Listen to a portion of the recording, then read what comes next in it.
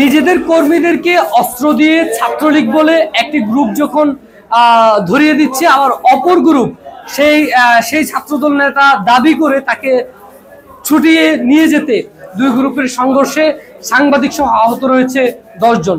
ঘটনাটি ঘটেছে ফেনী জেলার সদর উপজেলার সনুয়া ইউনিয়নে, যেখানে বিএনপির সহযোগী সংগঠন ছাত্রদলের আমরা দেখতে পাচ্ছি দুই গ্রুপের সংঘর্ষে তাদের অনেকগুলো নেতাকর্মী যেমন আহত হয়েছে, তার সাথে আহত রয়েছে সাংবাদিক সহ অন্তত 10 জন, এবং তার মধ্যে আশঙ্কাজনকভাবে প্রায় 7 জনকে চট্টগ্রাম মেডিকেলে নিয়ে যাওয়া হয়েছে।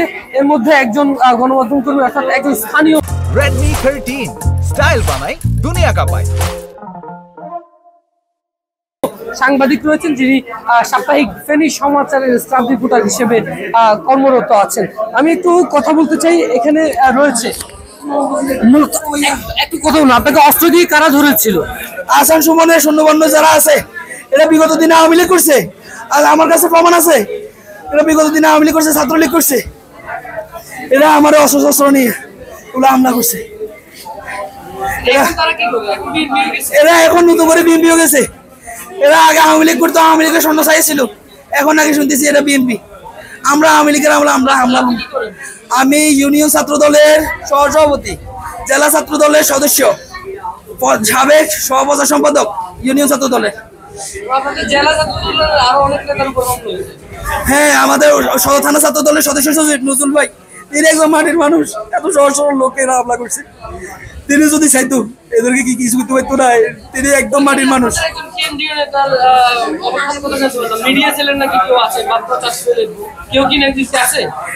আসান সুমন এই কোনো কেন্দ্রীয় নেতা না, একজন মাফিয়া, প্রকাশ্যে মাফিয়া। এই মানুষের কাছ থেকে চাঁদাবাজি করে। এখনো সে আপনাদের প্রচার সেলের দায়িত্বে আছে না? না না না, আমরা মামলা শিকার হয়েছি আওয়ামী লীগের আমলে। আমাদের তো কখনো হেল্প করে নাই। এর নীতিতে এগুলো হয়েছে।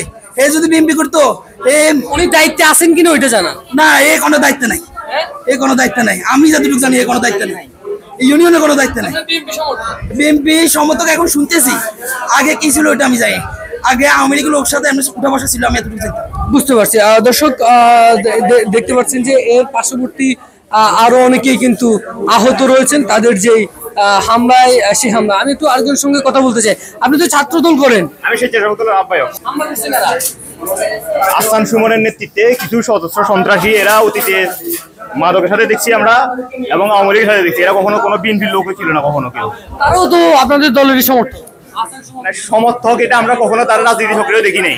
আমাদের ইউনিয়নে বা ফেনীতে কখনো তাদেরকে আমাদের সাথে কখনো রাজনীতি করতে দেখি নাই।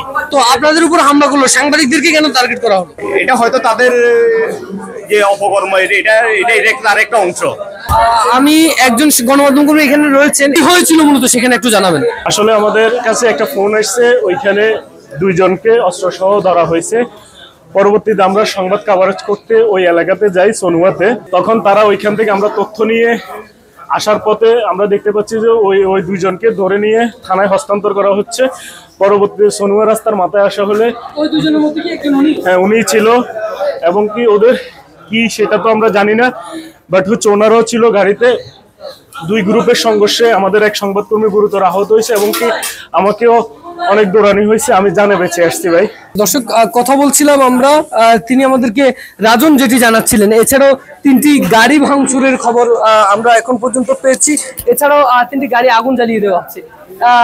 ওনাকে যে মারধর করা হয়েছে তিনি দাবি করছেন যে তিনি ইউনিয়ন ছাত্র দলের সহসভাপতি, তবে তাকেই অস্ত্র দিয়ে ছাত্র দলের অর্থাৎ বিএনপির সমর্থক কর্মীরাই কিন্তু ধরিয়ে দিতে চেয়েছিলেন, এবং এখন তিনি আসলে দাবি করছেন যে তিনি নিজেও বিএনপি সমর্থক। মূলত আসলে কি হচ্ছে ফেনীতে সেটা এখনো পর্যন্ত বলা যাচ্ছে না, কারণ আমার কাছে ফেনী জেলা ছাত্র দলের অন্তত পদ পদবিতে রয়েছেন এমন 2 জনের চাঁদাবাজির রেকর্ড এখনো পর্যন্ত রয়েছে। মূলত আধিপত্য বিস্তারে কে কেন্দ্র করে বেপরোয়া হয়ে উঠছে তারা, এবং সেখান থেকে বাদ যাচ্ছে না গণমাধ্যম কর্মীরা বা সংবাদ শ্রমিকরাও। আমার কাছে ফেনী থেকে এখনকার মতো এই ছিল সর্বশেষ।